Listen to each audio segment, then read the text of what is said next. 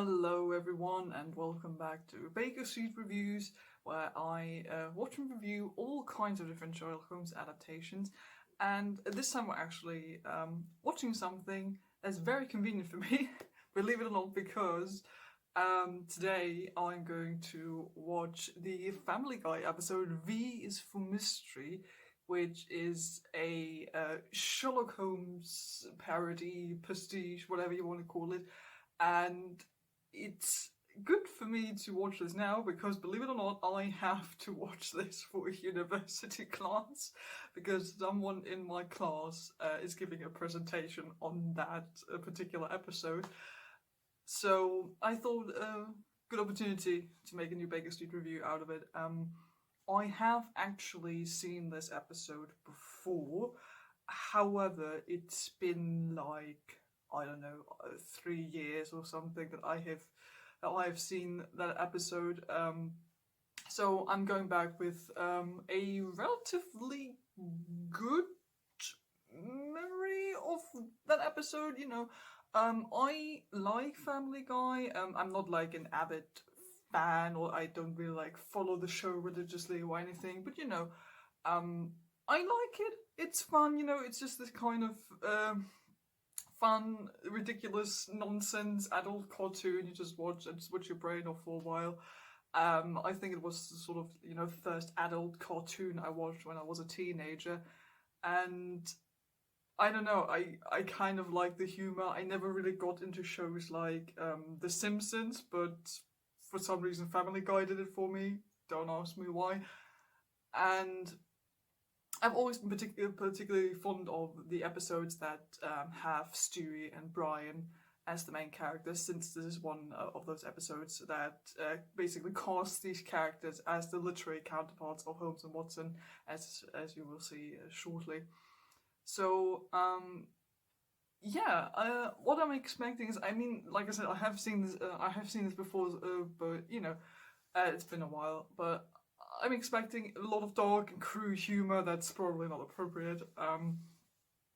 I don't expect it to be like very super accurate to the canon or the characterizations of Holmes and Watson, but just like maybe we're getting a few fun little parody moments of the Sherlock Holmes stories, or other Sherlock Holmes adaptations.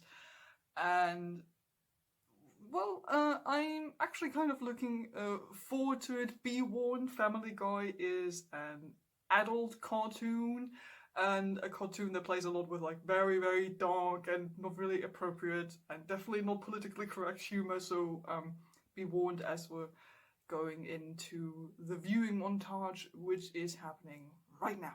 Hello, Editing John here. So seems like Fox doesn't like me talking positively about Family Guy, which is why the viewing montage you're about to see is literally a montage of pictures, since I wasn't allowed to upload any clips whatsoever, even if they were edited. So what I decided to do, since I really wanted to upload this anyway and everything was already filmed, I basically made screenshots of the viewing montage and just put the audio track under it, so you're gonna get some pictures so you get an idea of what the episode looks like, and you're gonna hear my original commentary for the episode. I hope it's okay and still watchable. I just the whole thing was already filmed and I wanted to upload it anyway. I know it's a bit different, but I hope it's enjoyable anyway. And now enjoy the episode.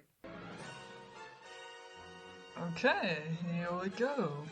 Stewie as Sherlock Holmes, Brian as Dr. Watson. I actually really like the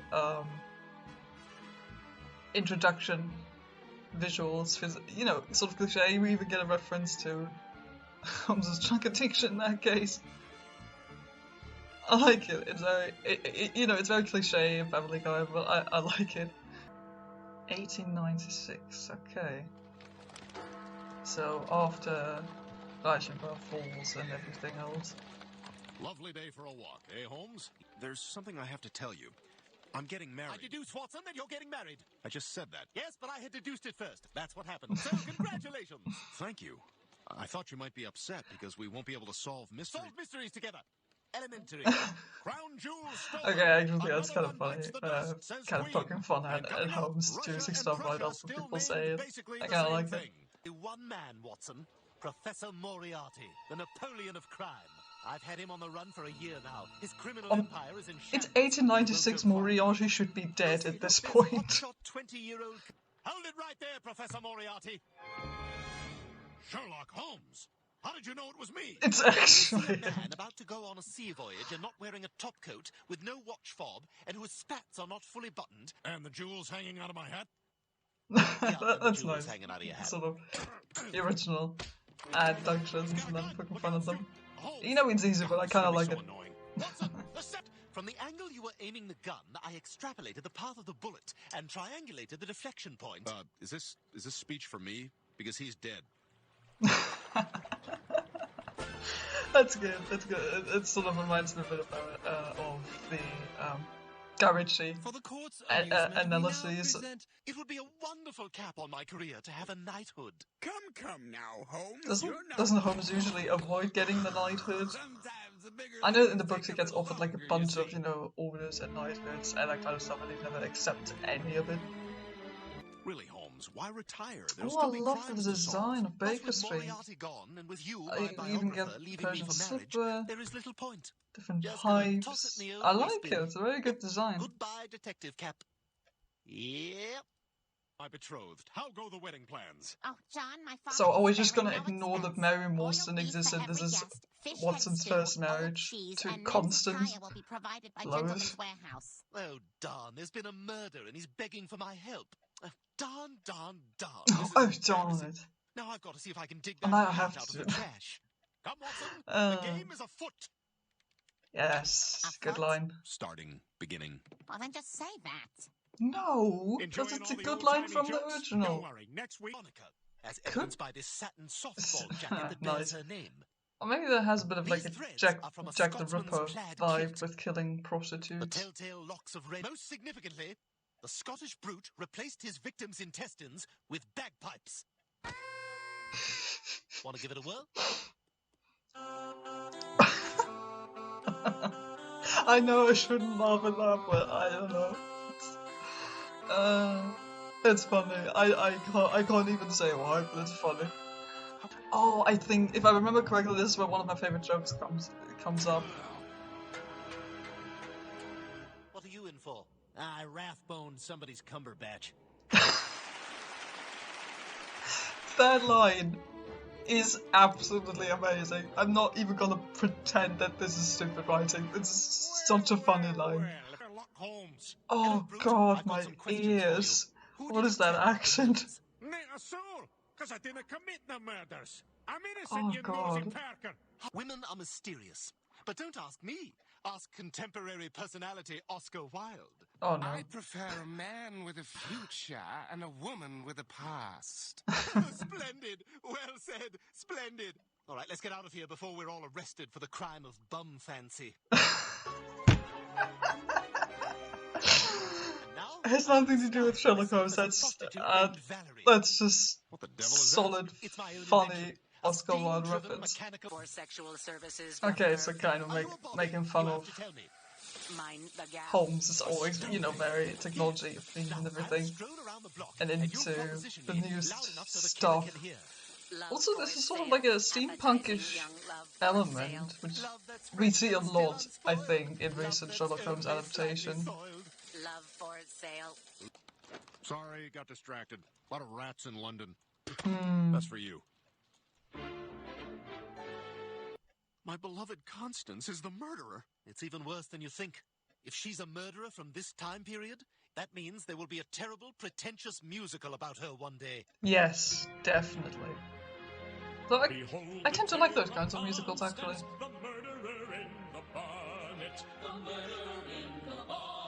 Now, I'd watch it. Oh, I was wrong. I love it.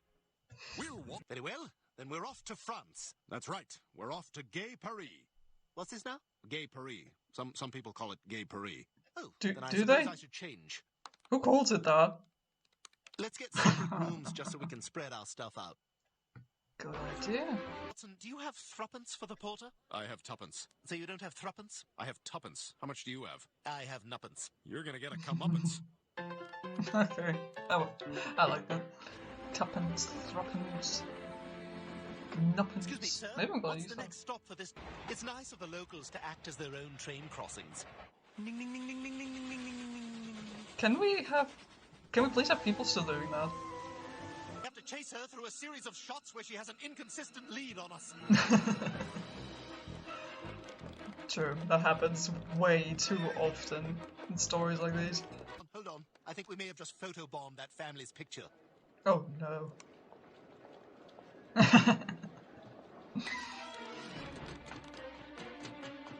I really like the referential humor in this. I mean, I know that's Family Guy's whole shtick to referential humor, but it can be very, very hit and miss. I like it in this episode.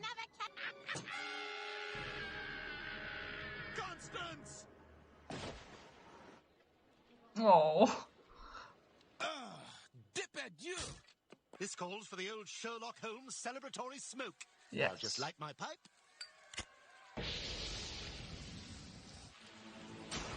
Well, episode over. It's we. Uh-huh. We Sherlock meet Holmes, just master in of disguise. And I was able to fool you as I am a master of disguise. Seems like you're just good at dressing up like a woman. Ah, you caught me, Still a Mr. good Holmes. disguise. I suppose it's back to... Isn't that right, Professor? Very clever, Holmes. What gave me away? Constance. She Can we said please you'd have be a Scottish victorious. Moriarty? That was the That vital would be clue interesting. that these murders were for my benefit, while you had your girlfriend seduce my best friend. Ankles. Why do you think Queen Victoria's a prostitute? She formed an alliance with the Dutch royals for shared control of Guyana. So, Political. One last mystery Yeah, to he's solve. very Why do they political. call you Professor? I teach at Hogwarts. Really? No, but we should have done that instead of this. No, it's fine. Stick with Sherlock Holmes. No one needs more Harry Potter stuff.